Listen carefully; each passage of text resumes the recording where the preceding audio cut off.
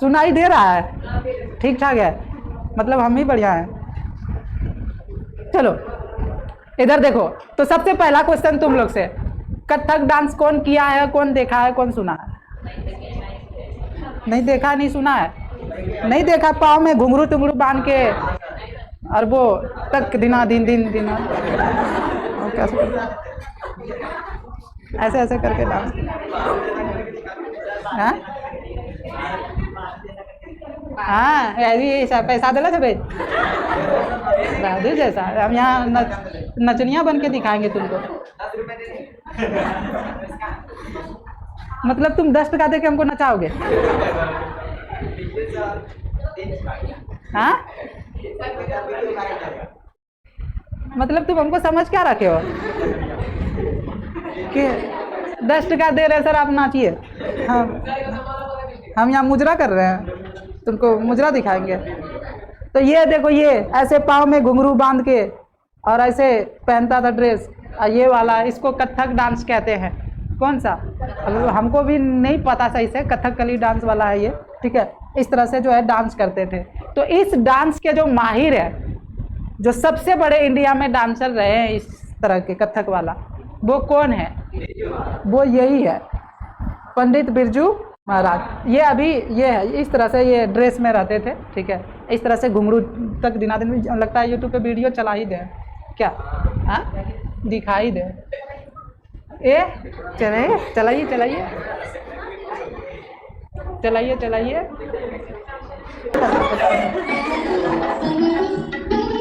हाँ, इसी को कहते थे, यही कथक डांस पंडित बिरजू महाराज जो है। इस डांस में सबसे बढ़िया पूरा भारत का जो डांसर अभी तक रहा है वो थे पंडित बिरजू महाराज। तो उसी के बारे में जो है ये कहानी है, और ये चैप्टर का नाम है, क्या नाम है? जित जित मैं निरखत हूँ। ये हिंदी गोधूली का जो है 8वां अध्याय है, ठीक है।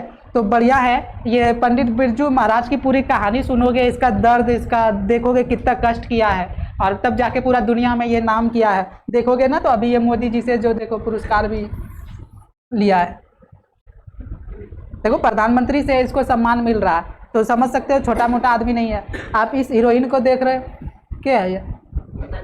नहीं जानते हो? माधुरी दीक्षित नहीं जानते हो? ये पंडित बिरजू महाराज है, यही है, यही इसी के बारे में पढ़ रहे हैं। तो ये इसको डांस सिखा रहे हो। हाँ, ये हीरोइन बहुत बड़ा है, तुमको पता ही नहीं है? नहीं पता है तो बढ़िया, समझ रहे हो? हाँ, तो बहुत बढ़िया कहानी है। इस कहानी में, इसमें ना बहुत दर्द भरा, इसके बारे में बताएंगे कि कैसे ये, मतलब 8-9 साल का होता है, उसी टाइम इसका पिताजी जो है मर जाते हैं, और जो है घर में कोई नहीं है देखने वाला, और पिताजी का क्रियाक्रम, श्राद्ध कर्म करने के लिए जो है भी 1 रुपये नहीं है। 8-9 साल का, तुम लोग तो बुढ़ा गधा हो चुका है, अभी तुम्हारे घर में ऐसा अनहोनी हो जाए तो तुम फिर भी कुछ नहीं कर पाओगे। ये जब 8-9 साल का था, उस टाइम इसके पिताजी चल बसते हैं, देहांत हो जाता है, और जो है मतलब उस टाइम ये अपने से कमा करके 8-9 साल के उम्र में, और जो है अपने पिताजी का जो है क्रियाक्रम करते हैं, श्राद्ध करते हैं, वो भी 2-4 जगह जाके डांस करके, प्रोग्राम करके, यही वाला, और 500 मिलता है उसमें जाके क्रियाक्रम करता है। तो ये इतने मुश्किल से बाहर निकले हैं, इसके बारे में जो है लेखक भी यही है, अपने बारे में पूरा लिखा है, ठीक है। तो यहाँ पर बात क्या है, चलो शुरू करते हैं। तो जित जित मैं निरखत हूँ, लेखक कौन है? बिरजू महाराज। बिरजू महाराज जो है, पंडित बिरजू महाराज यही है, अपने से ही इस कहानी को लिखा है। कहानी नहीं है, बल्कि ये कौन सी विधा है? कौन सी विधा है? ये साक्षात्कार है। कौन सी विधा है? साक्षात्कार समझते हो? हाँ, इंटरव्यू, अंग्रेजी में इंटरव्यू बोलते हैं, इंटरव्यू है। ये कोई कहानी नहीं बताया। ये पंडित बिरजू महाराज जब बड़ा आदमी बन गया, ठीक है, तब रश्मि नाम की एक, कौन? रश्मि नाम की जो है ना, रश्मि नाम की जो है एक लड़की, इसका इंटरव्यू लेने नहीं आता, कैमरा उमरा लगा लेता, माइक वाइक लगा लेता है। फिर वहीं पे इसका रश्मि जो है आई और इससे जो है इंटरव्यू ले रही थी वो, कि बताइए सर अपने बारे में कहानी बताइए। तो जब हिंदी किताब निकालोगे, हिंदी किताब भी खोल लो, कभी देख लिया भी करो, अपने से भी कुछ भी थोड़ा बहुत पढ़ लिया करो। जैसे तुम लोग तो उल्टाते ही नहीं, देखते ही नहीं हो, तो जैसे ही किताब उल्टाओगे तो शुरू में ही लिखा है रश्मि बाजपेयी जो है इंटरव्यू ले रहे हैं, किसका ले रहे हैं, बिरजू महाराज का। तो पहला ही क्वेश्चन रश्मि बाजपेयी वही बताता है कि आप जो है ना अपने बारे में बताइए थोड़ा कुछ, तब लेखक जो है ये बिरजू महाराज अपने बारे में बताना शुरू करता है। देखना किताब में पढ़ना, तो वहीं पे शुरू से ही यही है इंटरव्यू। तो इसमें इसका ज़्यादा रचना तचना नहीं है, ये कभी कोई नहीं थे, पंडित बिरजू महाराज कोई कभी और लेखक नहीं थे, ज़्यादा पढ़े लिखे नहीं थे, है ना। तो ये डांस के मामले में बहुत विद्वान थे, लेकिन पढ़ाई के मामले में उतना अच्छा नहीं थे। तो एक कोई कहानी भी नहीं लिखा, ये तो अपना ही जीवन के बारे में इसने बताया, इसीलिए इसमें कोई रचना वगैरह इसका नहीं मिलेगा, बहुत कुछ नहीं मिलेगा इसके कभी में, ठीक है। तो फिर भी हमने जो जो मिला इसके बारे में जो खुद बोला है वही चीज़ हमने यहाँ पे कहानी के रूप में दर्शाया है। थोड़ा सा कोशिश किया पॉइंट में लिखा दे ताकि समझा, जो किताब में लिखा उसी को हम पॉइंट वाइज कर दिए हैं, थोड़ा सा समझ में आसानी से आए। तो यहाँ पर ये कौन सी विधा है, साक्षात्कार। साक्षात्कार मतलब इंटरव्यू, इंटरव्यू ले रहा, रश्मि ले रही है इंटरव्यू पंडित बिरजू महाराज से कि अपने बारे में बचपन से लेके सफल हो गए, दुनिया में नाम कर लिए, कैसे किए उसके बारे में बताइए। जब तुम लोग भी एक दिन बहुत बड़ा आदमी बन जाओगे, बहुत बड़ा नाम हो जाएगा, सम्मान तुम लोग को भी लाखों करोड़ों लोग जानने लगेंगे, इज्जत सम्मान जिस दिन, तो बोलोगे उस फिर जाके कोई आएगा इंटरव्यू लेने तुमसे, पूछेगा बताइए जी आप इतना सक्सेस कैसे हो गए, तब तुम वहाँ बोलना क्या बताए, बचपन में तो थे हम चंडाले, एक नंबर का जो है बदमाश, वो तो हमको बचपन में सूरज सर मिल गए थे, जो हमको कूट कूट के सुधारे थे, उन्हीं का देन है आज यहाँ तक पहुँचे हैं। ऐसा थोड़ी बोलोगे, तो फिर बोलोगे वहाँ पे, ऐसा थोड़ी बोलोगे, ऐसा सीना ठोकोगे, हम बचपन से ही विद्वान थे, पढ़ने में वो तेज, स्कूल कॉलेज ट्यूशन सूरज सर के सब बच्चे से पछाड़ के जो है रखते थे। हम तो मतलब सर लोग से कभी डांट भी नहीं सुनते थे, इतना तेज, और सर का एकदम फेवरेट विद्यार्थी थे। चंडाल, हम तो महान थे, हम तो बढ़िया काम करते थे, ऐसे नहीं, ठीक है। तो यहाँ पर यही बता रहा है, ये क्या बता रहा है, देखो पंडित बिरजू महाराज क्या बता रहा है, बोल रहा है मेरा जन्म 4 फरवरी 1938 ईस्वी को लखनऊ घराने में हुआ था। कहाँ पे हुआ था, इससे पूछ भी लेगा किस घराने में पंडित बिरजू महाराज का जन्म हुआ था, क्या बोलोगे, ठीक है। तो इसका जन्म जो है 4 फरवरी 1938 ईस्वी को हुआ था। कब हुआ था, इसको 3 बहन था, पंडित बिरजू महाराज को कितनी बहनें थी, 3 बहनें थी, तीनों बहनें जो है पंडित बिरजू महाराज से बड़ी थी, तीनों बहन क्या थी, बड़ी थी, और जो सबसे छोटी बहन थी वो बिरजू महाराज से कितनी बड़ी थी, 8 साल बड़ी थी। जो सबसे छोटी वाली दीदी थी इसकी, वो इससे 8 साल बड़ी थी, और जो सबसे बड़ी वाली दीदी थी वो कितने साल बड़ी थी, 15 साल बड़ी थी। ये पूछ देगा कि पंडित बिरजू महाराज के जो सबसे बड़ी वाली दीदी थी वो कितने साल की थी, बड़ी थी, तो बोलना 15 साल की। कितना, 15 साल। अब जो है बहनों का जन्म जो हुआ था कहाँ पे हुआ था, रामपुर में। देखो पंडित बिरजू महाराज का जन्म कहाँ हुआ था, और इसकी बहन का जन्म कहाँ हुआ था, ऐसा कैसे,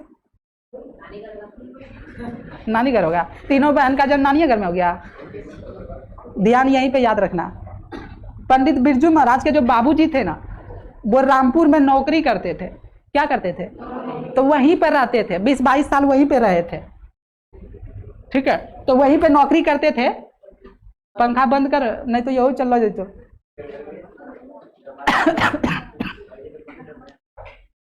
पंडित बिरजू महाराज क्या नौकरी करते थे, तो जहां पे नौकरी करते थे, जहां परिवार लेके रहते थे, तो वही ना जन्म होगा। हाँ, तो बहन लोग का तब तक वही जन्म हो गया था, ठीक है। अब बाद में जो है ये कहाँ चले आए थे, इसके बाबूजी लखनऊ चले आए थे, तो यहाँ पर रह रहे थे, तो उस टाइम यहाँ पे इसका जन्म हुआ था, ठीक है। अब क्या क्वेश्चन पूछता है, परीक्षा में क्वेश्चन पूछता है कि जो है पंडित बिरजू महाराज का लखनऊ और रामपुर में क्या संबंध था, तो वहां बोलना लखनऊ में जो है पंडित बिरजू महाराज का जन्म हुआ था, वहां पे रहते थे, लेकिन रामपुर में जो है उसके बाबूजी नौकरी करते थे, वहीं पे उसके बहन लोग की जन्म हुई थी, वहीं पे रहते थे। सर बता दोगे, ये पेज क्लियर, यही है पंडित बिरजू महाराज। और बहुत नाम किए हैं, कथक कली में जो डांसर में किसी का नाम आता है सबसे पहले, तो वो किसका नाम आएगा, पंडित बिरजू महाराज। इससे बढ़िया और भी कोई डांसर नहीं थे। देख रहे हो मोदी जी इसको सम्मान दे रहे, इज्जत दे रहे, समझ रहे हो।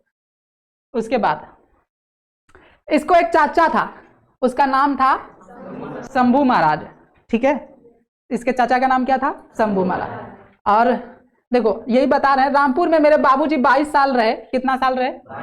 22 साल रहे। बिरजू महाराज के साथ 7वीं पीढ़ी के कलाकार थे। देखो यहाँ पे ना 7वें पीढ़ी लिख दिया तो याद रखना 7वीं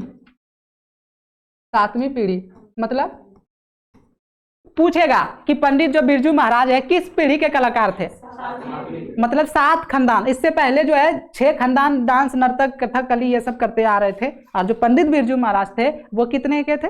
कौन सा खानदान? 7वां खानदान बोल सकते हो, 7वां पीढ़ी बोल सकते हो। तो पंडित बिरजू महाराज जो है 7वें पीढ़ी के जो है क्या थे? कलाकार थे। बिरजू महाराज, देखो बिरजू महाराज कैसा था, कैसा देखने में था, कैसा चीजें था? तो बिरजू महाराज जो है ना हमेशा चेहरा पर मुस्कुराहट रहता था। क्या रहता था जी? स्माइल करता था। चेहरे पर क्या रहता था? मुस्कुराहट। दोहरा बदन था। कैसा बदन था? दोहरा बदन था। मंझोला कद था। मंझला कद का था, मतलब ना तो ज्यादा छोटा ना था ना तो ढेर बड़ा, एकदम मंझला कद का। ठीक है। चेचक के हल्के दाग, चेचक का हल्का गाल पे दाग था। चेचक समझते हो ना? बड़ी आंखों वाली ढीला ढाला व्यक्ति था। आंख बड़ा बड़ा था और ढील ढाल रहता था। हाँ, ऐसा ज्यादा कट्ठा वाला आदमी नहीं था, कट्ठा टाइप का, मजबूत टाइप का, मेरे तरह ढीला ढाला था। हम भी ढीले ढाले हैं ना। ठीक है। तो बिरजू महाराज का साक्षात्कार रश्मि वाजपेयी ने किया था। यहाँ पर लिख दिया है, देखो याद ना रहे तो। बिरजू महाराज का जो इंटरव्यू, साक्षात्कार कौन किया था? रश्मि वाजपेयी ने किया था। और नवाब, देखो अब थोड़ा सा कहानी बता देते हैं। ठीक है। तो पंडित बिरजू महाराज जो है ना ये लखनऊ में रहते थे। और जब 2-3 साल का हुआ, 1.5-2 साल का, और इसके बाबूजी ही नर्तकी थे। बाबूजी ही कथकली डांस करते थे, वो तबला उबला बजाते थे और डांस करते थे। तो बाबूजी जो करता था, देखता था, तो बच्चा भी वही करेगा ना। तो इसके बिरजू महाराज के बाबूजी ही डांस करते थे, वही सिखाते, वही हर जगह जाके करते थे। तो ये भी देखता था अपने पापा की तरह, ये भी करने लगा। देखो यदि बाप डांसर रहेगा, माँ डांसर रहेगी, तो ऑटोमेटिक उसका बच्चा तो होगा ही, है ना। वो तो सिखाएंगे, जो जैसा रहता वैसे बनाता अपने बच्चे को। तो ये पंडित बिरजू महाराज के बाबूजी पहले से डांसर थे। इसके चचा भी डांसर थे, शंभू महाराज। कौन? शंभू महाराज। तो दोनों बाबूजी चाचा जी तो हर जगह प्रोग्राम करते थे। प्रोग्राम समझते हो ना? तो हर जगह स्टेज शो में करता था, जाके डांस करता था, और कुछ उससे क्या लेते थे? पैसा लेते थे। तो वैसे ही और जहाँ जहाँ जाते थे, तो पंडित बिरजू महाराज के बाबूजी जब डांस वांस करते थे, तो ये 1.5-2 साल का था, उसी टाइम से ये नाचना गाना शुरू कर दिए थे। और 5-6 साल का जब हुआ तो बहुत अच्छा से ये डांस करने लगा था। कौन? बिरजू महाराज। तो उस टाइम जो राजा लोग थे ना, देखो नवाब लोग अच्छे नर्तकी को घर पर बुला करके नचाता था। तो उस टाइम जो राजा लोग थे, लखनऊ के नवाब लोग, राजा लोग, वो क्या करते थे? जो अच्छा अच्छा डांसर था, घरे में ऑर्केस्ट्रा बुला लेता था। देखेंगे तो पंडित बिरजू महाराज के बाबूजी को जो राजा, वहाँ लखनऊ का राजा था, नवाब था, वो बुला करके नचवाता था। और कभी कभी किसी दिन ना पंडित बिरजू महाराज भी बाबूजी के साथ चला गया, और बाबूजी नाचा, ये भी नाच दिया। अब ये भी नाच दिया तो राजा को यही पसंद आ गया। अब बोलने लगा कि बाप को कि तुम जो है नाचबे करते हो, तो अब रोज इसको भी लाओगे, इसका भी नाच देखेंगे हम रोज। अब ये बात बाबूजी को खटकने लगा, यार ये तो सही बात नहीं हुआ। अब मेरा बच्चा को नचवाएगा ये सब, और हम तो नाच ही रहे, अब मेरा बच्चों नाचेगा। अब इसकी बिरजू महाराज की जो मम्मी थी और गुस्सिया थी, तो खुदे नाचबे करेंगे, अब बच्चों से नहीं नचवाओ, वहाँ जाकर राजा गुलामी करवाओ, है ना। तो अब ये जो है ना, पंडित बिरजू महाराज के बाबूजी नाराज रहने लगे। और जो नौकरी करते थे, और वो सोचने लगे यार कब ये नौकरी छूट जाए, तो वो इसका साला राजा का जो है नौकरी छूट जाए, भले बढ़िया रहे। 22 साल नौकरी कर चुका था, तो अब वो खुदे मना रहा था कि क्या हो जाए, मेरा नौकरी छूट जाए। और जो है छूट जाएगा तो हनुमान जी को जो है हम लड्डू चढ़ाएंगे, ताकि अब राजा लोग जो है नौकरी छोड़ दे, तक जाओ ठीक है। तो वही राजा लोग ना, राजा जो है शर्त रख दिया कि यदि तुम अपने बेटा को नहीं लाओगे नाचने साथ में, तो तुमको नौकरी पर नहीं रखेंगे, निकाल देंगे। एक दिन नहीं लाया, बोला जाओ नौकरी पर नहीं रखेंगे। बोला ठीक है। पहले तो बोल दिया नहीं सर रख लीजिए। मन मन खुश रहता, अब तो ठीक है ना। तो फिर जो है जैसे निकाल दिया नौकरी से, तो मन में उधर जाके फिर हनुमान जी को क्या किया, लड्डू चढ़ाया। तो ये क्वेश्चन पूछेगा नौकरी छूटने पर, पंडित बिरजू महाराज के बाबूजी जो है क्यों हनुमान जी को लड्डू चढ़ाए थे। ठीक है। तो ये क्वेश्चन जो है परीक्षा में कई बार पूछा भी है कि लड्डू क्यों चढ़ाए थे। तो वो किसी को नौकरी लगता है तो लड्डू चढ़ाता है, इसका नौकरी छूट गया तो लड्डू चढ़ा रहा है। ठीक है। तो क्यों चढ़ाता है समझ में आ गया। तो नवाब के यहाँ से बाबूजी का नौकरी छूटने पर हनुमान जी को क्या चढ़ाए, प्रसाद चढ़ाए, याद रहेगा। हाँ, बिरजू महाराज नवाब को पसंद आ गया था, उसे भी नचाता था। बिरजू महाराज जो पसंद आ गए थे, अब छोटा बच्चा था, मुस्कुराता था, अच्छा डांस करता था। अब राजा नवाब जो था बोला इसको ही नचाओ, रोज मेरा मनोरंजन करो जी, है ना। तो जब छोटा था, 5-6 साल का था, हर जगह जाके क्या करते थे, प्रोग्राम वगैरह करते थे। तो पंडित बिरजू महाराज एक बार जो है ना कोलकाता में प्रोग्राम करने आए। कहाँ पे? कोलकाता में। पंडित बिरजू महाराज, उसके चाचा शंभू जी, और जो है उसके बाबूजी, है ना, पंडित बिरजू महाराज के बाबूजी, उसके चाचा, और जो है ये बिरजू महाराज, तीनों कहाँ है? कोलकाता में। वहाँ पे एक बढ़िया से शानदार प्रोग्राम किया, डांस किया। तो बाप नाच ही रहा था, गा ही रहा था, चचा भी नाच ही रहा था, गा ही रहा था, साथ में कौन नाच गा रहा था? बिरजू महाराज। तो तीनों में से सबसे अच्छा जो डांस लगा वो ना पंडित बिरजू महाराज का लगा सबको। छोटा बच्चा था, ऐसे भी मासूम नाच रहा बढ़िया, तो उसको जो है ना तीनों में से जो फर्स्ट प्राइज मिला, किसको मिला? तो फर्स्ट प्राइज जो है ना बिरजू महाराज को मिला था। यहाँ पे इसीलिए लिखे कोलकाता में फर्स्ट प्राइज बिरजू महाराज को मिला नाचने पर। तभी शंभू महाराज वहीं पर बोलते हैं, शंभू महाराज उसके जो चाचा है वो क्या बोलते हैं? बड़े मियाँ तो बड़े मियाँ, छोटे मियाँ सुभान अल्लाह। तो मतलब बाबूजी नाचते ही थे, महान थे ही, और उसका बेटा तो और भी महान निकलते जा रहा है ना। तो वही बोल दिया, बड़े मियाँ तो बड़े मियाँ, छोटे मियाँ सुभान अल्लाह। समझ आया? तो बोलेगा बड़े मियाँ तो बड़े मियाँ, छोटे मियाँ तो सुभान अल्लाह। ये किसने बोला था?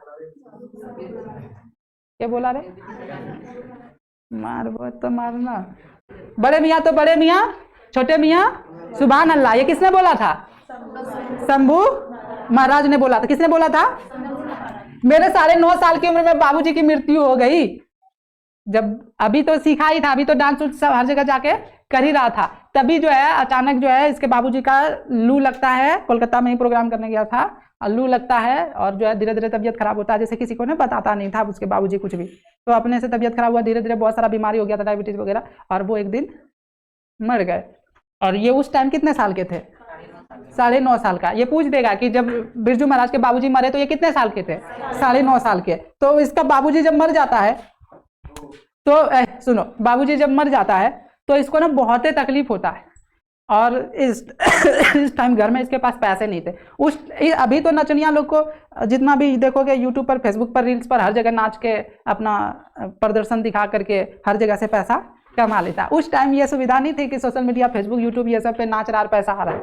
ठीक है, पहले कोई नहीं देता था, थोड़ा सा नाचा 10, 20, 50 टका दिया तो बहुत हो गया। तो पहले पैसा का क्या था? बहुत दिक्कत था नचनिया लोग का। क्या था? बहुत दिक्कत। अभी तो नचनिया लोग करोड़पति है, नाम भी, इज्जत भी, सम्मान भी, बहुत पैसा है ना। तो उस टाइम जो है ना, जब बाबूजी मर गया तो इसके पास क्या थे? पैसा नहीं थे। तो फिर इन्होंने जाके ना बहुत दिक्कत, अब 10वीं करना है, क्रियाक्रम करना है, श्राद्ध करना है, 13वीं करना है, क्या क्या करेगा। तब ये बिरजू महाराज जो है फिर इधर उधर भटक रहे, और ये कि कोई नाचवा भी ले और पैसा दे। पहले तो ये खोजना पड़ता था कि जाके बाबूजी मेरा डांस करवा लो, प्रोग्राम करवा लो, फंक्शन करवा लो, हम नाचते हैं, हम कथकली। अब तुमको जरूरत ही नहीं, तुम क्या बोलोगे? प्रोग्राम कर दो। पहले तो सोचो कितना है, तुमको आता क्या है? डांस करना। अब तुम क्या करोगे? बोलोगे हमें हमसे प्रोग्राम करवा लो, हम नाच के दिखाएंगे, इसके लिए आप हमको पैसा दे देना। सोचो कि कौन कौन दे देता होगा। फिर भी इसने हाथ पैर पकड़ के इधर उधर करके 1-2 प्रोग्राम कहीं पे जाके किया, और जाके तब 2 प्रोग्राम किया। कितना प्रोग्राम? और वहां से मिला कितना? 500 रुपया। पूछेगा रे चुट्टा, नहीं तो देखेगा अभी। तो कितना प्रोग्राम किया? 2 प्रोग्राम किया। 2 प्रोग्राम किया तो उससे कितना रुपया मिला? 500 रुपया। फिर जाके 10वीं और जाके क्या किया? 13वीं किया। इतना कष्ट, अब तो इसका कष्ट होना शुरू हुआ था। अभी 8.5-9 साल का हुआ ही था, और इसके बाबूजी स्वर्गवास हो गए, चले गए। अब सोचो घर कैसे चलेगा, अब सोचो कि कैसे पढ़ाई लिखाई होगा, अब कैसे घर का देखभाल होगा। तुम लोग तो अभी बड़का बड़का गधा हो चुके हो। इससे सीखो, कहानी पढ़ते हो किताब, ये कैसे घर को हैंडल किया था। इसके जो चचा थे शंभू महाराज, वो भी 1 नंबर का राड़ बदमाश था, उसके बारे में अभी बताया नहीं। वो जो है ना नशेड़ी गंजेड़ी था, वो मांस मछली मुर्गा बहुत करता था, खाता था, और जो है साथ में नहीं रहता था। शुरू में अलग हो गया था, दादा दादी अलग था, चचा अलग था, इसका पापा मम्मी अलग था, और ये घर में अब इसकी मम्मी बहन लोग और ये, और कोई नहीं घर चलाने वाला। कैसे सोचो कि कैसे चलाता होगा। और इसको कुछ आता भी नहीं है, इसको बस एक ही चीज़ आता था, डांस। कहीं पे प्रोग्राम होगा, फंक्शन होगा तो 50-100 टका देता था, तो उससे जो है क्या चलते थे, घर चलते थे। तो यहीं आगे बाबूजी के साथ आखिरी प्रोग्राम मैनपुरी में किया था। पूछेगा इस पंडित बिरजू महाराज जो बाबूजी का था, आखिरी प्रोग्राम कहाँ पे किए थे? तो कहाँ पे? मैनपुरी में किए थे। बाबूजी 54 साल की उम्र में लू लगने से चल बसे। कितने साल की उम्र में? 54 साल में। किस वजह से? लू लगने से। बाबूजी इसके अपने सुख दुख किसी को नहीं बताता था। इसके जो बाबूजी थे, जैसे तबीयत भी खराब हो गया, जैसे मेरा भी आदत है, अभी जैसे तबीयत खराब है, पेट दर्द है, कुछ भी है, हम अपने घर में किसी को नहीं बताते, जो भी अपने मन में रखते हैं। वैसे इसके बाबूजी थे। इसका पहले से और भी तबीयत खराब था, डायबिटीज था, शुगर था, बहुत सारा बीमारी हो गया था। तो ये सोचा क्या बच्चा लोग को तकलीफ देंगे, दुख देंगे, तो वो किसी को बताते नहीं, तो धीरे धीरे बढ़ गया। एक दिन चल गया, एक दिन ढेर तकलीफ दे दिया क्या। तो बिरजू महाराज को तालीम बाबूजी से मिला था। देखो जो विद्यार्थी और स्टूडेंट्स होता है ना, विद्यार्थी स्टूडेंट से क्या हो गया, मतलब टीचर और स्टूडेंट्स जो होता है, ठीक है, तो अच्छे डांसर का जो तालीम होता है कि ये बहुत अच्छा विद्यार्थी है, ये बहुत तेज विद्यार्थी है, जो सर्टिफिकेट देता है, जो तालीम देता है, वो बिरजू महाराज एक अच्छे डांसर है। इसको तालीम किसने दिया था? बाबूजी ने। किसने दिया था? इसके बाबूजी ने, क्योंकि इसको बताया था कि पंडित बिरजू महाराज जो है एक बहुत ही अच्छे क्या है, डांसर है, नर्तकी है। और देखो बोलेगा बिरजू महाराज के गुरु कौन थे, कौन सिखाता था इसको डांस? उसका बाबूजी ही थे गुरु। कौन थे? अच्छा, जज कौन थी? जो अभी लिखने नहीं आता आजकल हमको, ऐसे लिखता है जज। जज मतलब जज करने वाला। जैसे कि मान लो दो गो काम किया, दोनों में से कौन बढ़िया किया, इसको तुलना जज कहते हैं, जो करता है, ठीक है। तो जज कौन था? पंडित बिरजू महाराज जो डांस करते थे, अच्छा किया कि खराब किया, जो उसको जज करके कौन बताता था? उसकी बाबूजी नहीं, उसकी मम्मा जी, उसकी माँ बताती थी। कौन पूछेगा? ऑब्जेक्टिव में ये नहीं लिखे हैं कि पंडित बिरजू महाराज का जो जज था वो कौन था, गुरु कौन था, पिताजी। लेकिन जज कौन थे? माँ जज करती थी। माँ बोलती थी कि बेटा तुम अच्छा डांस किया, तुम खराब किया, तुम बढ़िया किया, ये किया, ठीक है। और जो है अब जो सबसे बढ़िया विद्यार्थी होता है ना, जो फेवरेट विद्यार्थी होता है, जो बात सुनता है, जो बढ़िया विद्यार्थी, सबसे बढ़िया विद्यार्थी, उसको बोलते हैं शागिर्द। क्या बोलते हैं जी? शागिर्द। क्या बोलते हैं? मतलब फेवरेट स्टूडेंट, जो सबसे आदर्श विद्यार्थी, जो अनुशासन में रहे, डिसिप्लिन में रहे, हर बात सुने, बढ़िया पढ़े। और टीचर उसको ना, देखोगे तुम लोग को भी लगता होगा, ये बहुत सारे टीचर की, ये टीचर का दुलरुआ बच्चा है ना। जैसे माँ का दुलरुआ बेटा होता है ना, बेटी, वैसे टीचर का भी दुलरुआ विद्यार्थी होता है। तो वो दुलरुआ विद्यार्थी को शागिर्द कहते हैं। तो अब मेरा क्या है भैया, तो ये जो ना शागिर्द के बारे में इस चैप्टर में बहुत यूज हुआ है। तो इसमें जो पंडित बिरजू महाराज थे, किसके शागिर्द थे? अपने पिताजी का ही शागिर्द थे। पिताजी का वो सबसे बढ़िया जो है क्या थे, मतलब अच्छा विद्यार्थी था, वो अच्छा डांस सीखता था, अच्छा बात सुनते थे, अच्छे करते थे। वैसे पंडित बिरजू महाराज बाद में बड़े होके वो भी डांस सिखाते थे, वो भी गुरु बने। उसके भी 2-3 जो है विद्यार्थी शागिर्द बने थे। पिछले बार जब पढ़ा रहे थे ये कहानी, तो सब बच्चा लोग जो था वो सब पूछ रहा था, सर आपका शागिर्द बता दो ना, कौन है आपका फेवरेट बच्चा, कौन है? तो कौन है? अब तुम लोग बताओगे। मैं बाबूजी का क्या हूँ? शागिर्द हूँ, मतलब सबसे बढ़िया स्टूडेंट हूँ, बढ़िया बच्चा हूँ, बढ़िया डिसिप्लिन में रहता हूँ, ठीक है। अब देखो यहाँ पे, अब बाबूजी इसका क्या हो गए थे? बाबूजी तो चले गए। बाबूजी जब चले गए तो फिर जो है इसको बहुत दिक्कत होने लगा, बहुत दिक्कत। घर चलाना, परिवार चलाना, खाना, ये वो कैसे रहेगा, खर्चे कितने हैं घर में, कमाने वाला तो कोई होना चाहिए ना। और ये कमाने के लिए दर दर भटकता था, वही डांस सिखाने के लिए। और थोड़ा बहुत कोई डांस वांस कर देता था, सिखा देता था। ट्यूशन खोल दिया इसने कि आओ डांस सिखा देंगे बच्चा लोग को, है ना। तो इसके पास अच्छा छोटा खुद ही बच्चा है, अब बताओ इसके पास क्या सीखने आएगा? सीखने आएगा। अब बगल में इसका ट्यूशन खोला है चचा जी, जो बूढ़ा है, 40 साल का नाम है। अब किसके पास सीखने जाएगा? बच्चा के पास, या फिर चचा इसके पास आएगा? तो इसके चचा जी जो है ना खुदे बहुत बदमाश थे, तो वो कॉम्पिटिटर थे। अब जैसे मेरा ट्यूशन आएगा और ट्यूशन खुल जाए, तो ये जो है ना इसके चचा सब बच्चा को सिखाते थे, इसके पास कोई नहीं सीखने आता था। एक वो लड़की हिम्मत करके आई, उसका नाम था रश्मि। क्या नाम था? इंटरव्यू भी रश्मि ही ले रही, लेकिन ये रश्मि दूसरी थी, ठीक है। ये रश्मि जो है आई, और जो है एक बच्चा हिम्मत करके कि हम ना पंडित बिरजू महाराज से ही सीखेंगे। ये छोटा ही था उस टाइम, ठीक है, और इसी से सीखेंगे। अब एक बच्चा आ गया, तो ये क्या किया पंडित बिरजू महाराज, बोला एगो तो आया ना, अच्छा इसी को मन लगा करके वो बढ़िया से जो है डांस को क्या किया, सिखाया। अब ये रश्मि को इतना तेज तर्रार नाचना उचना सब कुछ सिखा दिया। अब रश्मि जाके उधर एकदम कथकली करना शुरू कर दी बाहर में। तो उसके दोस्त लोग, अब इसमें से कोई नाचने लगे, अच्छा तो तुम पूछो ना कहाँ सीखे छेंगे, ये पढ़ाई छो, तेज कैसे बनना है तो इतना। तो रश्मि वाजपेयी भी बोली, रश्मि ये हमारे गुरु बिरजू महाराज बा, ठीक है। तो फिर रश्मि को देख करके सब बच्चा जो है धीरे धीरे पंडित बिरजू महाराज के पास आने लगा, और उसके चचा शंभू चचा के पास से खाली होने लगा, ठीक है। और फिर धीरे धीरे इसका घर बसर अच्छा से चलने लगा। तो आगे कानपुर के आर्य नगर में 25-25 रुपया का 2-2 ट्यूशन कराता था। ये कानपुर में, बहुत दूर में जाता था, कानपुर से आर्य नगर में 5-6 किलोमीटर, और पैदल पैदल जाता था और 25-25 रुपया का 2 ट्यूशन करवा के आता था। कितना कितना रुपया का? 25-25 रुपया का 2 ट्यूशन पढ़ाता था। एक ट्यूशन से कितना मिलता था? 25, टोटल होता था 50 रुपया। अब 5-6 किलोमीटर पैदल जाता था सिखाने, क्योंकि दूर में सीखने वाला मिला था। अब उसमें भी ये गाड़ी घोड़ा से रोज जाता तो 50 टका इसे पार हो जाता महीना, है ना। तो ये किससे जाता था? पैदल। खुद ही था बच्चा 9-10 साल का, और पैदल जा रहा, डांस सिखा रहा, वहां से 25-50 रुपया आ रहा, घर को चला रहा। और रास्ते में ना वो था, क्या बोलते हैं जहाँ लाश उस जलाते हैं, शमशान घाट। अब उसी होकर जाना पड़ता था। डर भी लगता था इसको कि कुछ उधर से उठ ना जाए कोई, है ना। तो उसके बाद और भी विद्यार्थी खोजा, तो एक ये इसका विद्यार्थी था सीताराम बागला। क्या नाम है? सीताराम बागला को डांस सिखाता था और वो मुझे पढ़ाता था। एक सीताराम बागला था जो अमीर व्यक्ति था, अमीर था, उसको जो है ना ये पंडित बिरजू महाराज जो है डांस सिखाता था। क्या सिखाता था? और वो पढ़ने में तेज था, तो इसको पढ़ा देता था बगल में।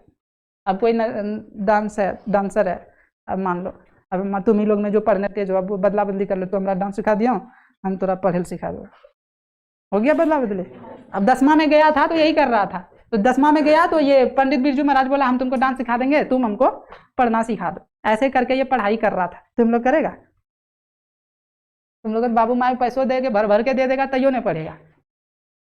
ये कमा रहा, 25-5-6 किलोमीटर दूर जा रहा, ट्यूशन पढ़ा रहा। ये भी टेंशन हो रहा है कि घर में नमक दाल हल्दी मसाला कैसे आएगा। एक वो भी टेंशन, खुद का भी करियर का टेंशन कि 10वां भी पढ़ना है, आगे भी सीखना है।